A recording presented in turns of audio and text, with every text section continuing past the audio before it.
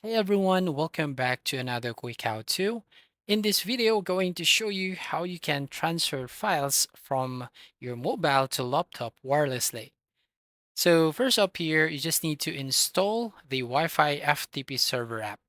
Go to Google Play Store, and then from here, go to search box right there at the top, and you just have to type here Wi-Fi FTP server. Now from here, select this one at the top and then tap on the install button. Now, once you've done installing this application, go and tap on open button. And then from here, you just have to tap on the start button. And then you just have to enable or toggle on this allow access to manage all files. So once done, here as you can see, you will find your server URL. So you just have to save it. And then once done, you can now open your laptop or computer. So for example, here on your laptop, go to your folders and then go to this PC section.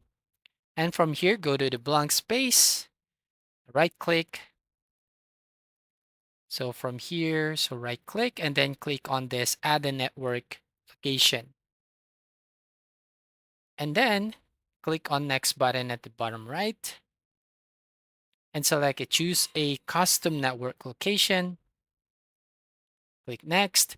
And here just have to enter the server URL that we have just showed on your mobile. And then once you've done here, you just have to click on the next button